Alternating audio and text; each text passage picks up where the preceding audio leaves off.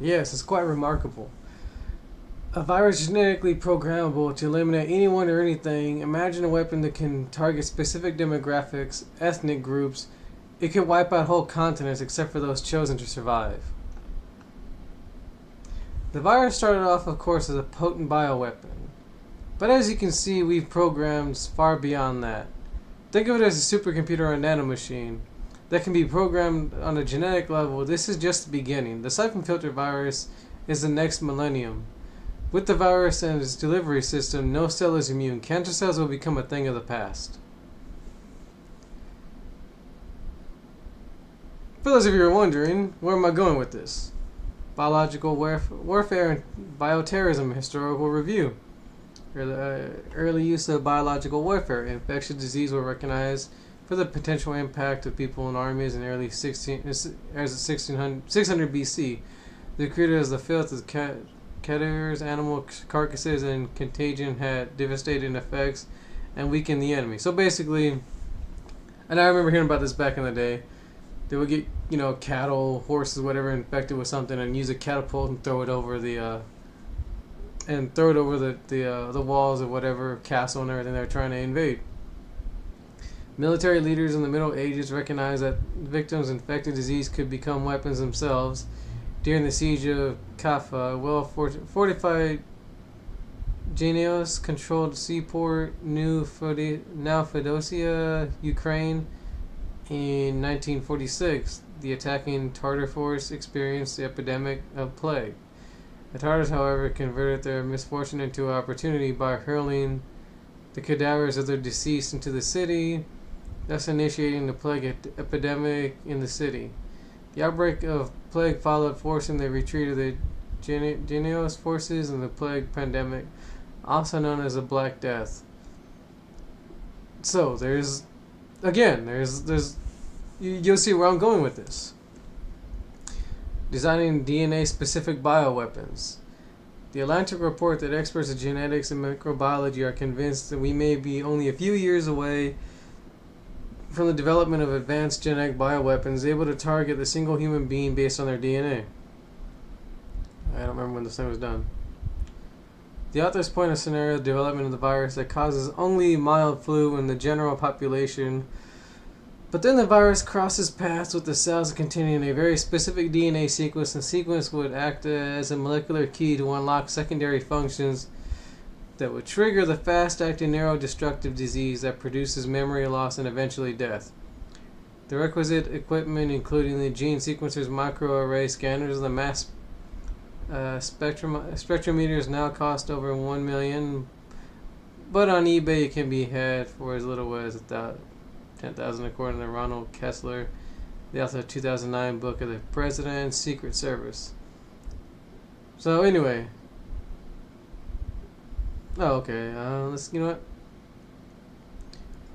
Secret surveillance vigilance can fully secure the president's DNA because an entire genetic blueprint can now be produced from the information within just a single cell. How to protect the president? The author's purpose open source is the presidential genetic information. The select group, security cleared researchers who could follow the footsteps of the computer science were red team exercise an extremely common practice in a similar testing environment that could develop the biological war games. Here we are. Ominously, the Human Genome Project is currently being conducted under the auspice of the Energy Department, which also oversees American nuclear weapons arsenal. While a similarity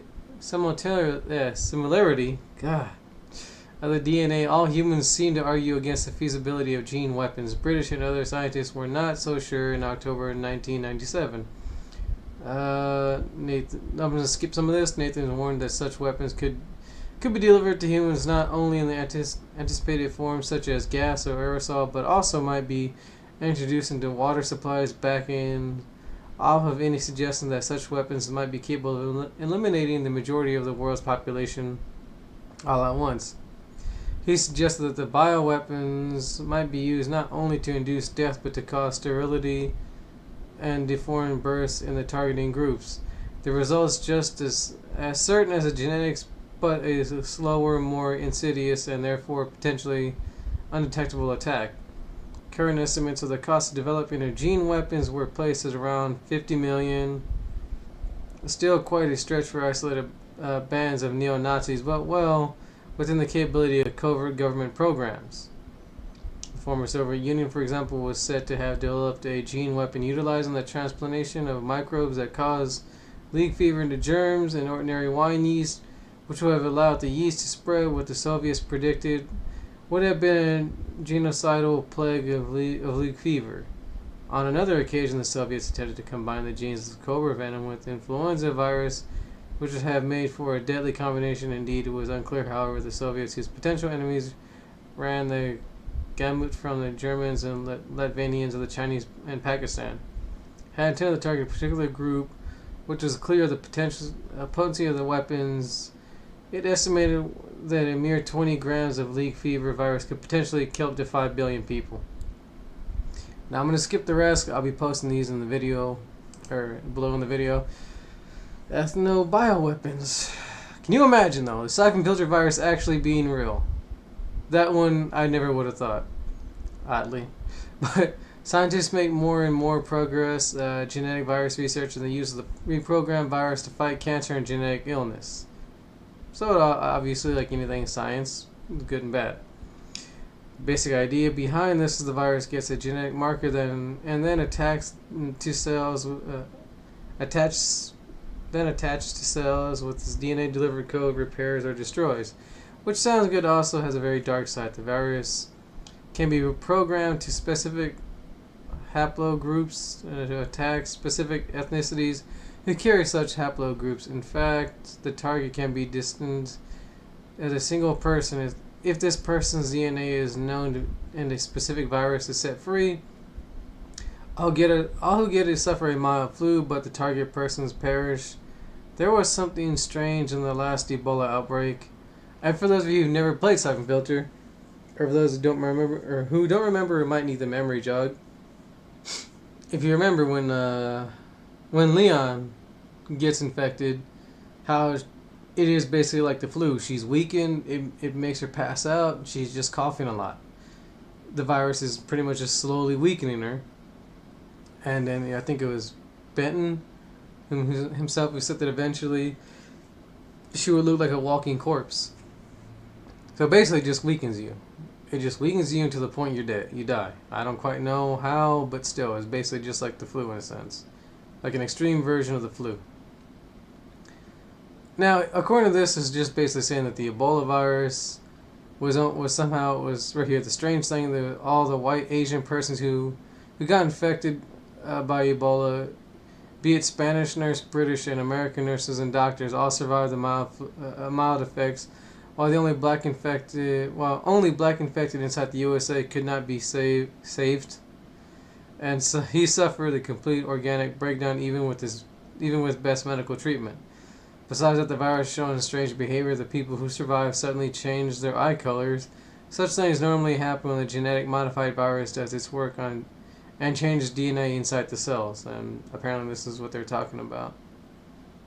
It's kind of hard to say though with just an eye. I got like nothing else to go on. Let's see. I don't want to bring up this can be confused, but it's interesting technology with countless possibilities. The planet is overpopulated. Africa is taking time bomb. The current chaos is in the Middle East. Middle? I don't know. East is direct result of Earth's overpopulation. Some world leaders could see this virus as a holy grail to solve this problem, be it for good or bad.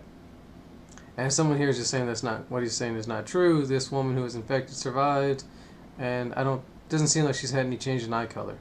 At least her eyes don't look blue or anything like that. But I don't know. Maybe it went from like a light brown to a dark brown or something like that. Anyway. And what is this one? Ah, yes. Confronting the threat of ethnic bioweapons. So, the United States Air Force, the 59th Medical Wing Molecular Biology branch recently has revealed it had to have been collecting specifically Russian RNA and synovial cognitive tissue samples, prompting fears in Russia of a possible U.S.-directed ethnic-specific bioweapons program. Telster's article, The Ethnic Bomb Fear to Use as U.S. Air Force confirms collecting a Russian DNA would report. Russia has raised its concerns over attempts by the U.S. military to collect DNA samples from Russian nationals, noting the potential use of such biological samples for the purpose of creating new genetic warfare weaponry. The U.S. Air Force has sought to calm the Kremlin's concerns, noting that the samples would only be used for so-called research purposes rather than bioterrorism. Addressing Russian reports, the U.S. Air Force Education and Training Command spokesperson Captain Budani said that his center randomly selected the Russian people as a source of genetic material on its ongoing research of musculoskeletal systems. The report would have also noted that, however, the uses of the Russian tissue samples in the USAS study fed the long brewing suspicions that the Pentagon is continuing its hopes of developing an alleged biological weapon targeting specifically Russians. I actually wonder how that would work. I mean, example, if it's there to try and get like specific, genetic codes. Seeing as how, technically Russians are white. So if you're trying to, keep white people alive, basically, let's pretend it's some racist crap. Trying to keep white people alive but kill off minorities or whatever, then, wouldn't it just, you need any random white dude kind of deal? I mean, maybe there's something in, there, I don't know. I mean, obviously there must be, I would imagine. I don't know much about all that, I admit, but still. I'm just wondering. So basically, like, for example, like, his Mexican people and then people from Spain. Mexicans were, I guess the Mexican Indians, native ones or whatever, were conquered by the Spaniards. So that's what, that's how Mexicans came about. So it's basically like saying we're going to get the Mexican people's blood and the Spaniard blood, and we're going to make a virus to target, Mexicans. Okay, but seeing as how they still have the Spaniard blood, wouldn't that still just affect Spaniards? I don't know. Maybe that's just me thinking too much, or maybe not thinking enough about it. I don't know, because again, we're talking genetics, so I don't doubt there's some, hooba-joob stuff going on that I know nothing about. But if it's an ethnic bomb, something to target specific ethnicities, not nationalities, then that would tell me that it's ethnic. In other words, white, Asians, Orientals, and blacks. And I do say Asians and Orientals are different. Oriental, China, Korea, Japan. I don't know about Thai and so on. I think so, but still. Let's say Asian, though. People from India, Pakistan. Again, maybe Thailand, Philippines, stuff like that. So there is a difference between Asian and Oriental. They're not all, Asian. From what I understand, that's the difference. I could be wrong in my English, obviously, but still, again, we're not getting. You know what? I'll jump off that topic. But I wonder if everyone gets what I'm saying. Let's see. Where is it? Oh, okay. Ethnic bomb feared as U.S. Air Force confirms collection of Russian DNA. This is just another article talking about it. The question is, why is it being done? Is it being done purposefully or professionally? Are we a kind of object to great interest? Putin said. Donnie said the center randomly selected the Russians as a source of genetic material. Ongoing research musculoskeletal system, commenting that the center was simply conducting leukemia studies to identifying various biomarkers associated with trauma. Donnie noted that the center needed samples matching the first set of samples that contained the initial group of disease, which were of Russian origin. Thus, the control group of samples should also be the Russian origin. I guess that makes sense, however. Again, we don't know if they're lying or telling the truth, but still. However, the use of the Russian tissue samples, the USAS study fed the long brewing suspicion the Pentagon is continuing. I already read all this. However, one thing, and I didn't get it here, I probably should have, but there was supposedly fear that Israel was making a ethno-bomb, and I believe it's called the ethno-bomb, to target people from Pakistan, basically, since they're at war. And it was like, F this, we're just going to use this damn thing on these people. However, I would still imagine being that close, being that, however you just sent, that's like, I guess let's go religiously with if you will, with Jesus. the man's technically Jewish, if I remember correctly. Either Jewish or Muslim. I'm not sure. I think he was Jewish. So if he was Jewish, and then he goes into Christianity, but let's say he's still living in that same area. And let's say he had kids. I'm not saying he did. I'm just saying let's pretend. You would still have that DNA. You would still not be that far apart. I mean, it's still two groups, just separating. You're still part of the same race. You're still part of that same group. So I don't see that really working. Again, I mean, I know what I'm talking about, but still, that's just me. Anyway, last one, people. Last one. This right here is just, you know what? Biowarfare, bioterrorism, and animal disease as bioweapons. And this right here, just human and smallpox. That's wow, really? I don't know what the hell that is. Some extraterrestrial collie, cowpox, Bohemian spongiform, something glanders, Rift Valley fever, domesticated and conventional animals, Marek's disease. Okay, so apparently the way you just avian, particular melon, something, I don't know. Goddamn. Herpes, smallpox, Lyme disease, monkeypox, hantavirus, measles, Marburg, Ebola, SARS. Okay, so basically just showing how, it's just a big thing. I'm not going to, the contagions of animals, the extent to the most complete ancient accounts of the concept of contagion and contamination are found in treatises of veterinary medicines, opportunities for disease. For these, transfers between animals and humans have increased during the modern times, partly because of advanced in animal husbandry and intensive agriculture that result in increased contacts among human, domestic animals, and wildlife. Infectious pathogens exploit these contacts and must be considered in this era of increased world tensions of international terrorism. So it's basically just showing how basically we all screwing each other. Is there another graph? I'm just gonna do the graphs, guys. Urban cycle, house rat, blah blah blah. Basic amplification host. Oh, okay, so you need something to. Okay, so basically, yeah, I guess that makes sense. Yeah, you need something to help spread it, or something to act as a medium, and then one day spread it. Interesting. Cause contact transmissions, secondary transmissions. Oh, whoa, what is... You know what? I'm skipping that. Anyway, that was just something I wanted to talk about. Let me go back to this. Let's see. I'll just leave it here. You guys want to read and all that. But I kind of find that interesting, actually. It's a ethnic bioweapon. Something that when I was younger I just saw as fictional. But keep in mind, I didn't think or look too much into it. Keep in mind, Syphon Filter was around when I was, what, 5th grade? I don't know. Maybe 5th grade.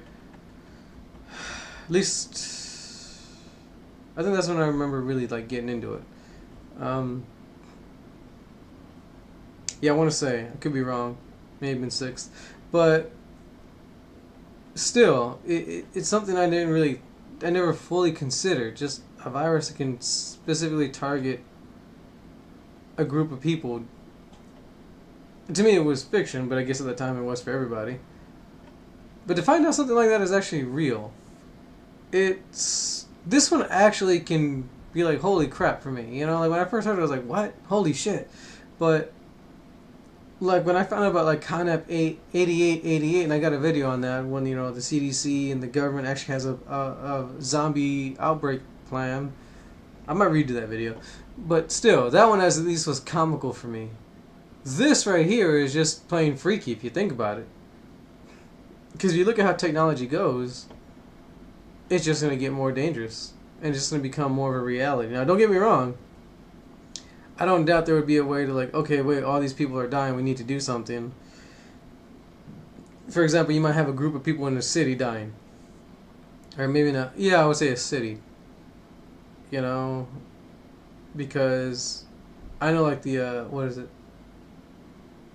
Like I'll say the aquifers and all that, you know, where most people get their water in the cities is plenty. You have one, there's a lot of people, but you go out to more towards, let's say the countryside is, you know, when you start getting the water is a little bit more dirty and all that. They don't have everything. So when you see people in a large city is starting to be just dying off in only one group, then maybe at least odds are like, okay, holy crap, there's something going on. We need to, you know, we need to run, you know, some quick tests on people. I'm sure a lot more would die, but still, you'd probably keep an entire race from being killed. But it could be like the Omega strain where they're running around putting it in different like water supplies, and I mean just in several different cities, if I remember right, just dropping it in there. Although in the game, I think they had like 5 dudes in in the exact same sewer system or whatever, dropping it, and that was it. And they're like in the exact, almost like in a hallway, but still. So yeah, I mean that's just something interesting that I thought, and I thought it was crazy because holy crap, if you think about it, a virus that could do that. But anyway, I'm not gonna spend too much time on that. Anyway, guys, please tell me what you think. Did you like the game Syphon Filter? Did you ever play it? Did you like that one over Metal Gear or someone? Please leave your comments, like, subscribe.